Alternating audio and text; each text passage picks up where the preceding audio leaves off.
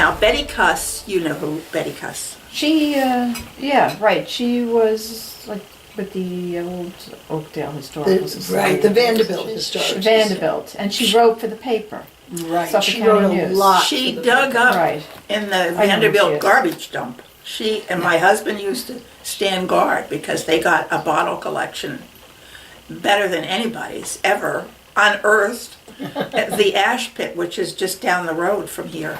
It's houses now, but when we first moved here, it was. That was one of her first questions to me when I met her. Betty Kuss, the historian. She wanted to know if I knew where the garbage pit was for the Roberts estate, because that's where I grew up. And because I guess the garbage pit would be a source of so much information. Oh, yeah, it is. In fact, I'm a docent over at Connetquot River State Park for their house tours on Sundays. And people have unearthed stuff around there when they're renovating.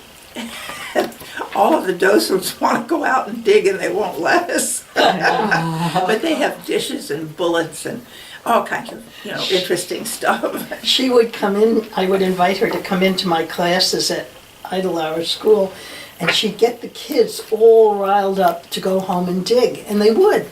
And they'd come in the next day with Coke bottles. Yeah, yeah.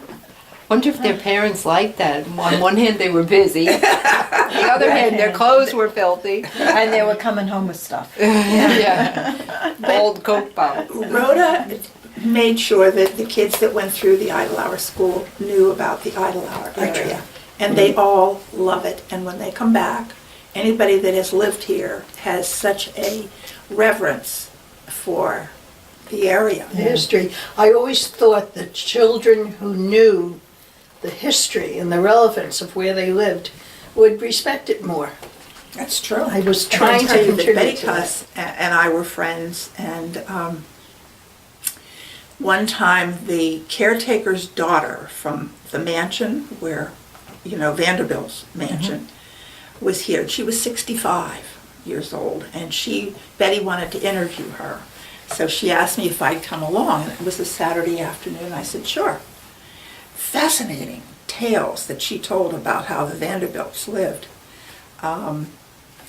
They had all of the classics for books bound in leather, but they never read them.